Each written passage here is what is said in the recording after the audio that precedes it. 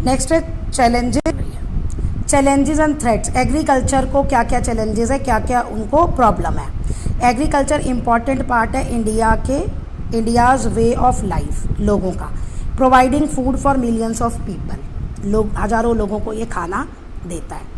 Essential practice faces various challenges that impact farmers and food we eat. अब ये जो सारे चैलेंजेस हैं, फार्मर पे भी इसका असर पड़ता है और जो खाना हम खाते हैं उस पर भी। क्या है?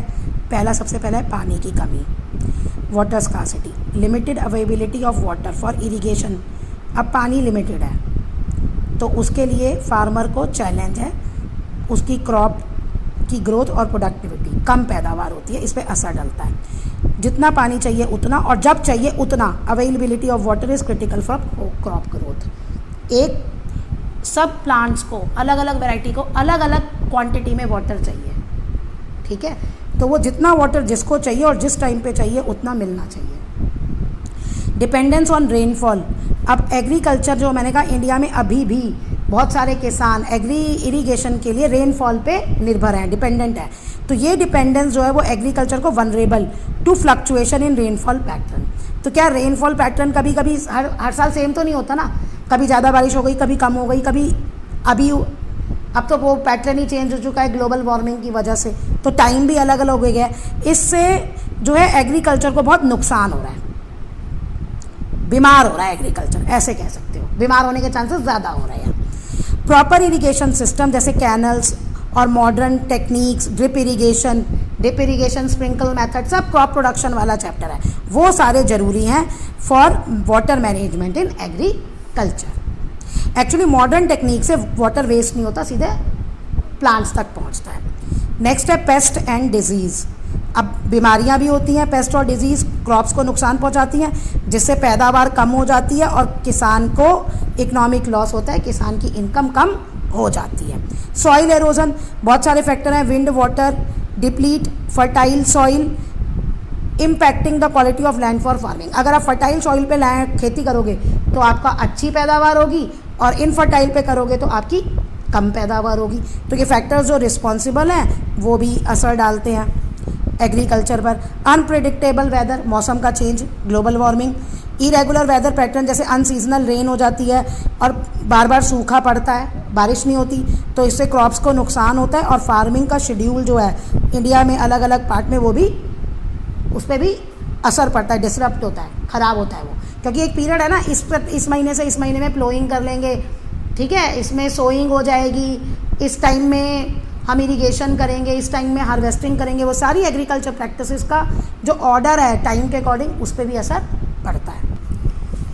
नेक्स्ट है lack of modern farming techniques. जो किसान है वो मॉडर्न फार्मिंग टेक्निक्स यूज़ नहीं करते, लिमिटेड एक्सेस है, कुछ ही लोगों के पास है और इससे एग्रीकल्चर में प्रोडक्टिविटी में और एफिशिएंसी में रुकावट आती है। मीन्स हमारा जो प्रोडक्शन है वो कम हो जाता है। स्मॉल लैंड होल्डिंग्स, ये पहले ही बता चुके हैं। मैनी फार्मर्स ओन, बहुत सारे किसानों के पास छोटे से लैंड के प्लॉट हैं, तो इससे उनको लार्ज स्केल जो मॉडर्न टेक्निक्स हैं, जो साइंटिफिक टेक्निक्स हैं, जो मशीन्स वगैरह यूज़ करोगे, जो एफिशिएंट फार्मिंग प्रैक्टिसेस है, मतलब जिसको करके आपको अच्छी पैदावार मिलेगी, वो लार्ज स्केल, यानी आपके पास ज़मीन ज़्यादा होनी चाहिए, उस पर होती है। जो छोटे पे वो वैसे ही नहीं हो सकती। Market access and prices, farmer को फेस करना पड़ता है मार्केट जाने में, और प्राइस जो होते हैं उसके फ्लक्चुएटिंग, मतलब कभी कम हो जाते हैं कभी ज़्यादा हो जाते हैं, उससे उनके इनकम और सस्टेनेबिलिटी, मतलब उसको खुद को ज़िंदा रहने में भी प्रॉब्लम हो जाती है। अब लॉस ऑफ एग्रीकल्चर एजुकेशन, किसानों को एग्रीकल्चर के बारे में कुछ पता ही नहीं है, तो इनसफिशिएंट नॉलेज और awareness about modern farming practices. Modern farming practices क्या है, क्या क्या उगाना चाहिए, कैसे उगाना चाहिए, ये सब किसानों को पता ही नहीं है। Among the farmer contribute to challenge, agriculture sector में ये भी सबसे बड़ा चैलेंज है। अब मोदी गवर्नमेंट ने एक और वो किया है, पीएच कार्ड बनवाया है मिट्टी का, यानी सब किसानों के पास एक मिट्टी का कार्ड होना चाहिए जिसमें इसकी पीएच वैल्यू चेक होती है, क्योंकि जब पीएच वैल्यू चेंज हो गई ना, एसिड बेस हो गया, पीएच मतलब एसिड बेस, आप 8th के 7th में आपने पढ़ा एसिड बेस, तो वो चेंज हो जाती है तो खेती अच्छी नहीं होती। Dependency on monoculture, relying on a single crop, एक ही क्रॉप को अगर आप बार बार बोओगे तो उससे मिट्टी जो है वो इनफर्टाइल हो जाएगी। मोनोकल्चर में make farmer vulnerable to market fluctuation and reduce resilience to pest. और क्या होगा, एक तो ज़्यादा एक ही तरह की आप बो रहे हो तो जब आप किसान आप बेचने जा रहे हो, पता नहीं मार्केट में उसको चाहिए या नहीं चाहिए। कभी किसी चीज़ में मार्केट ज़्यादा कोई कॉमोडिटी ज़्यादा आ जाती है और कभी कोई कॉमोडिटी कम हो जाती है। जब कॉमोडिटी ज़्यादा हो जाती है तो प्राइस गिर जाते हैं, नुकसान होता है। अब जब कॉमोडिटी कम होती है तो प्राइस अप हो जाते हैं, तब भी ज़्यादा लोग नहीं खरीद पाते। तो ये है। और एक ही तरह की अगर आप फसल बोते रहोगे ना तो उसमें उसको डिजीज़ होने के ज़्यादा चांस हैं।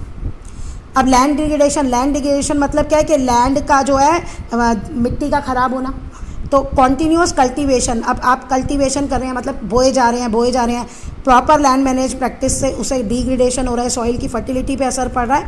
एंड लॉन्ग टर्म सस्टेनेबिलिटी मतलब ज़रूरी नहीं है अभी तो आपको अच्छी फसल मिल रही है, लेकिन आगे आने वाले टाइम में आपको वही पैदावार जितना आप उगा पाते हो उतना मिले, वो कम हो जाता है।